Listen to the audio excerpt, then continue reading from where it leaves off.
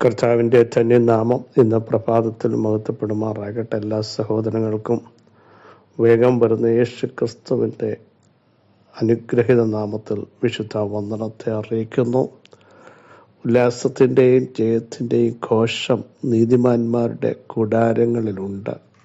കാരണം യഹോവയുടെ വലങ്കൈ വീര്യം പ്രവർത്തിക്കുന്നതാണ്, അത് ഉയർന്നിരിക്കുന്നതാണ്. ആർക്കും തിരിച്ചു മുടക്കാൻ പറ്റാത്ത ആ വലങ്കൈക്കായി നമുക്ക് നന്ദി നിറഞ്ഞ ഹൃദയത്തോടെ സ്തോത്രം ചെയ്യാം. അവങ്കലേക്ക് നോക്കിയവർ പ്രകാശിതരായെന്ന് എഴുതിയിരിക്കുന്നത്. തളർന്നു പോയെന്നല്ല, ക്ഷീണിച്ചു പോയെന്നല്ല, അവരുടെ മുഖം വാടിപ്പോയെന്നല്ല, അവർ ലജ്ജിച്ചു പോയില്ല. നമുക്കറിയാം, 22 സംഗതി പറയുന്നു, നമ്മുടെ പിതാക്കന്മാർ ദൈവത്തിൽ ആശ്രയിച്ചു, അവർ ആശ്രയിക്കുകയും ദൈവം അവരെ വിടുവിക്കുകയും ചെയ്തു. അവർ നിന്നോട് നിലവിളിച്ചു, രക്ഷ പ്രാപിച്ചു, ലജ്ജിച്ച് പോയതുമില്ല. ദൈവത്തിൻ്റെ മുഖത്തേക്ക് നോക്കിയവർ ആരും ലജ്ജിച്ചു പോയിട്ടില്ല. അവരെ സഹായിക്കുന്ന ഒരു ദൈവമുണ്ട്, അവരെ ശക്തീകരിക്കുന്ന ഒരു ദൈവമുണ്ട്, അവരെ താങ്ങുന്ന ഒരു ദൈവമുണ്ട്, ലജ്ജിപ്പിക്കാത്ത ഒരു ദൈവമുണ്ട്. മനുഷ്യർ പറയത്തില്ലേ, ലജ്ജിച്ചു പോകും, നിങ്ങളുടെ തലമുറകൾ ലജ്ജിച്ചു പോകും. പക്ഷേ ദൈവം ലജ്ജിപ്പിച്ചോ സഹോദരങ്ങളെ? കർത്താവിൻ്റെ മുഖത്തേക്ക് നോക്കി ഇറങ്ങി പ്രാർത്ഥിച്ചും ആരാധിച്ചും കണ്ണുനീരൊഴുക്കിയും ദൈവത്തോട് ബന്ധപ്പെട്ട ആരെങ്കിലും ലജ്ജിച്ചു പോയിട്ടുണ്ടോ? ലജ്ജകളെ, അപമാനങ്ങളെ ഒക്കെ ദൈവം എടുത്തു മാറ്റിയില്ലേ? നിന്നകളുടെ കല്ലിനെ ദൈവം ഉരുട്ടിക്കളഞ്ഞില്ലേ? ഞാൻ നിങ്ങളുടെ നടുവിൽ നിന്ന് നിന്നകളെ ഇരുട്ടിക്കളഞ്ഞു എന്ന് പറഞ്ഞതിന് ഗിൽഗാൽ എന്ന് പേരിട്ടതുപോലെ നമ്മുടെ നിന്നകളുടെ, അപമാനങ്ങളുടെ, വേദനകളെ, സങ്കടങ്ങളെ ഒക്കെ എടുത്തു മാറ്റുന്ന ഒരു ദൈവമുണ്ട്. ചോദ്യങ്ങളുടെ നടുവിലാണ് നിങ്ങളായിരിക്കുന്നതെങ്കിലും അതിൻ്റെ എല്ലാം ഒരു ഉത്തരം കർത്താവ്. കേട്ടോ, ഏതു സമയത്തും ഓടിച്ചെന്ന് അഭയം പ്രാപിക്കാൻ അബ്ബാ പിതാവേ എന്ന് വിളിക്കുന്ന ആ പുത്രത്വത്തിൻ്റെ അവകാശം അവിടെ തന്നതിനാൽ നന്ദി നിറഞ്ഞ ഹൃദയത്തോടെ സ്തോത്രം ചെയ്യാം. തങ്ങൾ ഏകാഗ്രചിത്തന്മാരായിരിക്കുന്നവർക്ക് വേണ്ടി തന്നെ താൻ ബലവാനെന്ന് കാണിക്കുവാൻ അവിടുത്തെ കണ്ണുകൾ നമ്മളെല്ലാം നോക്കിക്കൊണ്ടിരിക്കുക.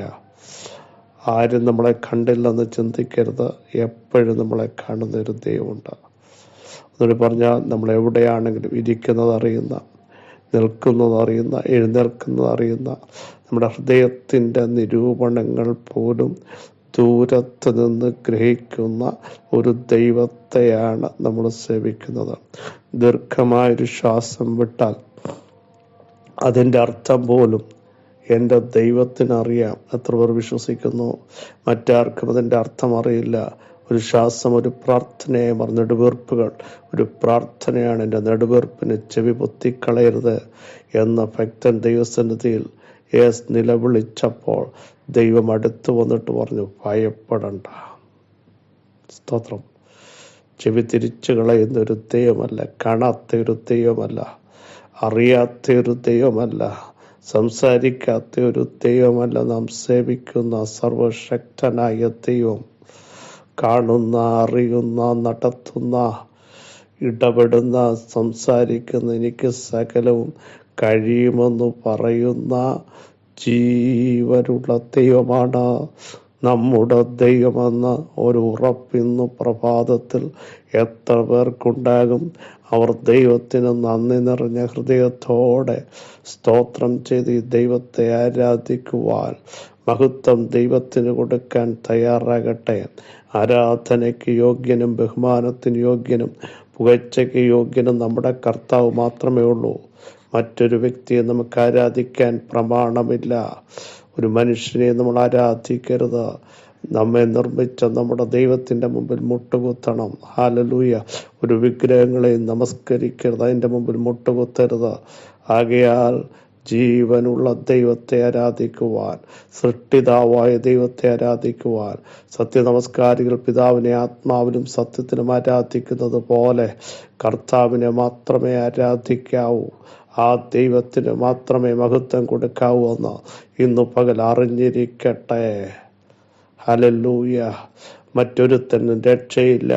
നാം രക്ഷിക്കപ്പെടാൻ ആകാശത്തിന് കീഴിൽ മനുഷ്യരുടെ ഇടയിൽ നൽകപ്പെട്ട യേശുവിൻ്റെ നാമമല്ലാതെ മറ്റൊരു നാമവും ഏകം മധ്യസ്ഥൻ നമ്മുടെ കർത്താവ് മാത്രമാണ്. Price the Lord. ആ കർത്താവിനോട് നമുക്ക് പ്രാർത്ഥിക്കാം. യശയ്യാപ്രവചനം 28:29 സുപരിതമാണ്. അതും സൈന്യങ്ങളുടെ യഹോവയെങ്കിൽ നിന്ന് വരുന്നു.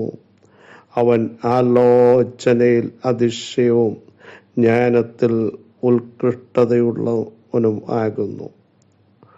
നമ്മുടെ ദൈവം ആലോചനയിൽ അതിശയമായി. ദൈവത്തിൻ്റെ ആലോചന ഏറ്റവും അതിശയമാണ്.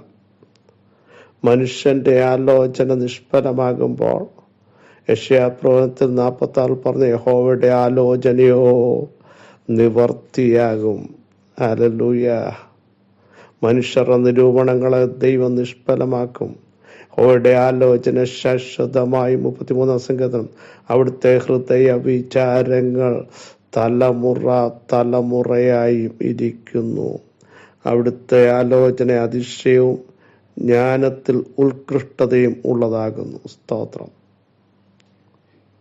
എന്താണ് ദൈവത്തിൻ്റെ ആലോചന? ദൈവത്തിൻ്റെ ജ്ഞാനം, അതിൻ്റെ ആഴം.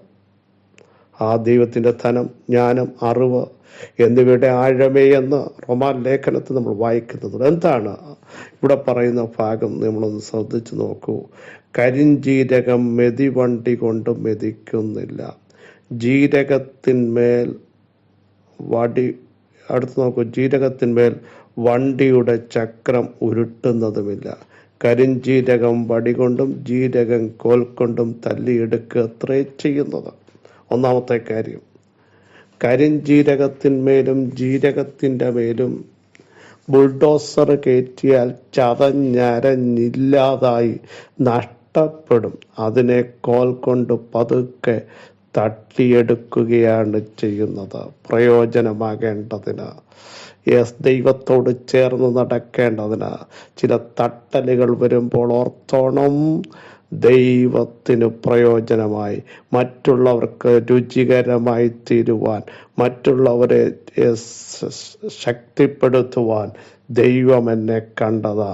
പ്രിയരെ, നമ്മുടെ മേൽ ആഴത്തിൽ സഹിക്കാൻ കഴിയുന്നതിനും ഇതേ ശോധന ദൈവം കൊടുക്കത്തില്ല. ജീവിതത്തിൽ വരുന്ന ചിലത് ദൈവം അറിയാതെയല്ല, അവൻ സ്നേഹിക്കുന്ന മക്കളെ ശിക്ഷിക്കുന്നു. എബ്രായ ലേഖനത്തിൽ എന്തിനെന്നറിയാമോ? കർത്താവ് ശിക്ഷിക്കുന്നത് അവിടുത്തെ വിശുദ്ധിയിലേക്ക് വരാൻ, അവിടുത്തെ പ്രമാണങ്ങളിലേക്ക് വരാൻ, അവിടുത്തെ ചട്ടങ്ങളിലേക്ക് വരാൻ. ഒന്നുകൂടി പറഞ്ഞാൽ, കർത്താവിനോട് ചേർന്ന് നടക്കേണ്ടത്, കായ്ക്കുന്നതൊക്കെയും അധികം ഫലം കായ്ക്കേണ്ടതിന് ചെത്തി വെടിപ്പാക്കുമ്പോൾ ആരും സംശയിക്കരുത്. നിങ്ങളെ അറിയാത്തതല്ല, നിങ്ങളെ ദൈവത്തിന് ഒത്തിരി ഇഷ്ടമാണ്. Price the Lord.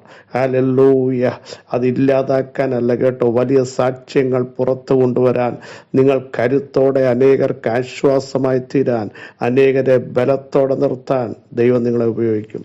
നോക്കൂ, ബുൾഡോസർ കയറ്റി മെതിക്കത്തില്ല, വടികൊണ്ട് തട്ടിയെടുക്കുക അത്രേ ചെയ്യുന്നത്. അല്ലെങ്കിൽ അത് നശിച്ചു പോകും, ചതഞ്ഞു പോകും, അരഞ്ഞു പോകും, ഇല്ലാതായി പോകും എന്ന്. അടുത്ത ഭാഗം നോക്കി, മെതിക്കയിൽ ധാന്യം ചതച്ച് കളയാറുണ്ടോ? മെതിക്കുമ്പോഴേ സൂക്ഷ്മതയോടെ മെതിക്കും. അത് ചതച്ചാൽ പിന്നീട് ഒന്നിനും കൊള്ളത്തില്ല കേട്ടോ. അതുകൊണ്ട് ആ തിരുവെഴുത്ത് പറയുന്നത്, ചതഞ്ഞതിനെ പോലും ഒടിക്കാത്ത, ചതഞ്ഞ ഓടെ ഒടിക്കാത്തവൻ, പുകയുന്ന തിരിയെ കെടുത്താത്ത ഒരു ദൈവമാ, വിലാപങ്ങളെ നൃത്തമാക്കുന്ന ഒരു ദൈവം. Praise the lord. രട്ടിനെ സന്തോഷമാക്കുന്ന ഒരു ദൈവമാണ് നമ്മുടെ ദൈവം. ചതയ്ക്കാത്ത ദൈവം മാത്രമല്ല, പൊറിപ്പിക്കുന്ന ദൈവം, മുറിവ് കെട്ടുന്ന ദൈവമാ. ഏതെങ്കിലും വിഷയത്തിൽ ഇന്ന് പകൽ തകർന്നും തളർന്നും ഇരിക്കുന്നെങ്കിൽ ദൈവാത്മാവ് പറയുന്നു, അവിടുന്ന് നിങ്ങളെ നശിപ്പിക്കുന്ന ദൈവമല്ല, ചതച്ച് കളയുകയില്ല. അടുത്ത് നോക്കൂ, അത് സൈന്യങ്ങളുടെ യഹോവയെങ്കിൽ നിന്ന് വരുന്നത്. ഇത് ദൈവമാണ് ചെയ്യുന്നത്, ദൈവമാണ് ആ പ്രവൃത്തി ചെയ്യിപ്പിക്കുന്നത്. സ്തോത്രം. നടത്തേണ്ടതുപോലെ നടത്തുന്ന ദൈവം. എല്ലാവരും പറയില്ലേ, ഞാൻ ഒത്തിരി കഷ്ടപ്രിയരെ, സഹിക്കുന്നതിന് മീതെ ദൈവം തരത്തില്ല കേട്ടോ. ചിലതിലൂടെയൊക്കെ കടത്തിവിട്ടതും വിടുന്നതും ദൈവത്തിൻ്റെ ശക്തി നിങ്ങളുടെ മേൽ വെളിപ്പെടുത്താൻ, പരിശുദ്ധാത്മാവിൽ നിങ്ങളെ സജ്ജരാക്കാൻ, ആത്മാവിൻ്റെ അനോയിൻറ്റിങ്ങിലേക്ക് നിങ്ങളെ കൊണ്ടുവരാൻ, ദൈവത്തിൻ്റെ ശബ്ദമായി നാവായി നിങ്ങൾ മാറാൻ, നിങ്ങളിലൂടെ വെളിപ്പെടേണ്ടത് ദേശത്തും കുടുംബങ്ങളിലും ചർച്ചുകളിലും വെളിപ്പെടുത്താൻ ദൈവത്തിന് പ്രസാദമുള്ളത് കൊണ്ട് അവിടുന്ന് വിളിച്ചു പറ, അത് യഹോവയെങ്കിൽ നിന്ന് വരുന്നു. അവിടുത്തെ ആലോചന നിങ്ങളെപ്പറ്റി വിളിച്ചു പറ, കർത്താവേ, ഞങ്ങളെപ്പറ്റിയും ഞങ്ങളുടെ ജനറേഷനെ പറ്റിയും ഞങ്ങളുടെ മിനിസ്ട്രിയെ പറ്റിയും ദൈവത്തിൻ്റെ ആലോചന അതിശയമാണ്, ഉത്കൃഷ്ടമായത് ചെയ്യുന്ന ദൈവത്തിന് സ്തോത്രം ചെയ്യുന്നു.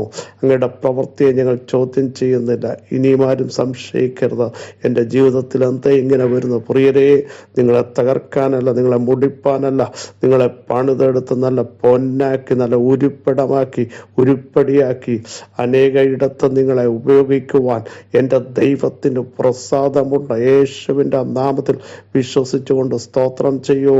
കർത്താവ് പറയുന്നു, ഞാൻ ബുൾഡോസർ കയറ്റി തകർക്കുന്ന ദൈവമല്ല, ഞാൻ ചതച്ച് കളയുന്ന ദൈവമല്ല. എൻ്റെ അടിപ്പിണന്നാൽ ഇന്ന് പകൽ ചെയ്ത് പൊറുപ്പിക്കാൻ പോകുക ചില മാറാത്ത മുറിവ്, മാറാത്ത ചില പരിക്കുകൾ ദൈവം പൊറുപ്പിച്ച് നിങ്ങളെ ശക്തീകരിച്ച് ശക്തരാക്കി പുറത്തു കൊണ്ടുവരുന്നു. യേശുവിൻ്റെ നാമത്തിൽ ഇന്ന് പകൽ അത്ഭുതങ്ങൾ സംഭവിക്കുന്നു. ദൈവ സാന്നിധ്യം ഇറങ്ങുന്നു. ചില ചോദ്യങ്ങൾക്ക് ഉത്തരമാകുന്നു. നാളുകൾ ഞാൻ സ്ട്രഗിൾ ചെയ്തില്ല. ദൈവത്തിന് നിങ്ങളെ കൊണ്ട് ആവശ്യമുണ്ട്. നിങ്ങളെ ഒന്ന് മോൾഡ് ചെയ്ത് പുറത്തു കൊണ്ടുവരികയാ. പൗലോസ് നിന്നെ തകർക്കാനല്ല ഈ കഷ്ടതയുടെ പട്ടിക വന്നത്, നിന്നിലൂടെ ലേഖനങ്ങൾ പുറത്തു വരണം, വെളിപ്പാടിൻ്റെ അടുത്ത തലങ്ങളിലേക്ക് എത്തണം, കർത്താവിങ്കിൽ നിന്ന് പ്രാപിച്ച ജനത്തിന് കൊടുക്കണം. അതിനു വേണ്ടി ഞാൻ നിന്നെ ഉപയോഗിച്ചു കൊണ്ടിരിക്കുക. യജമാനന് ഉപയോഗമുള്ളൊരു പാത്രമാക്കി ഞാൻ നിന്നെ മോൾഡ് ചെയ്തതാണ്. യേശുവിൻ്റെ നാമത്തിൽ ഇന്ന് പകൽ സൗഖ്യം വ്യാപരിക്കുന്നു. അസാധാരണമായ ദൈവപ്രവൃത്തി ജനത്തിന് മേൽ വ്യാപരിക്കുന്നു. യേശുവിൻ്റെ നാമത്തിൽ ചില ട്യൂമറുകൾ മാറട്ടെ. യേശുവിൻ്റെ നാമത്തിൽ ചില ക്യാൻസറിൻ്റെ സെല്ലുകൾ മാറട്ടെ. യേശുവിൻ്റെ നാമത്തിൽ ഹല്ലേലൂയ ചില ഭയങ്ങൾ മാറട്ടെ. യേശുവിൻ്റെ നാമത്തിൽ അടഞ്ഞത് ഓപ്പൺ ആകട്ടെ. യേശുവിൻ്റെ നാമത്തിൽ ഡോക്ടേഴ്സ് തള്ളിയ ചില കേസുകൾ ഇന്ന് പകൽ വിടുതലിലേക്ക് നയിക്കപ്പെടട്ടെ. യേശുവിൻ്റെ നാമത്തിൽ നാളുകൾ പരാജയപ്പെട്ട എവിടെ ചെന്ന് തൊട്ടാലും പരാജയം, എത്ര എക്സാം എഴുതിയാലും പരാജയത്തെ ഇന്ന് പകൽ സ്വർഗം വിജയത്തിലേക്ക് കൊണ്ടുവരുന്നു. അത്ഭുതങ്ങൾ സംഭവിക്കുന്നു. ചില കുടുംബജീവിതങ്ങൾ തകർന്ന് ആർക്കും പണിയാൻ പറ്റാത്തതിനെ സ്വർഗം പണിയാൻ പോകുന്നു. അകന്നു നിൽക്കുന്ന ചില ബന്ധങ്ങളെ ദൈവം യോജിപ്പിക്കുന്നതിനായി സ്തോത്രം. സകല മഹത്വം അങ്ങേക്ക് യേശുവിൻ നാമത്തിൽ തന്നെ. ആമേൻ, ആമേൻ, ആമേൻ. ക്രിസ്തുവിൽ വാത്സല്യ സഹോദരങ്ങളെ ധൈര്യത്തോടെ മൂവ് ചെയ്യൂ. ദൈവം അറിയാതൊന്നും സംഭവിക്കില്ല. ദൈവം ചെയ്യുന്നതെല്ലാം നന്മയ്ക്കാണ്. അതിനായി സ്തോത്രം ചെയ്യൂ. ഈ വചനങ്ങൾ ആരോട് സഹായിക്കട്ടെ. ക്രിസ്തയേശുവിൽ നിങ്ങളുടെ സഹോദരൻ പ്രസിപ്പിച്ചു മാറ്റി.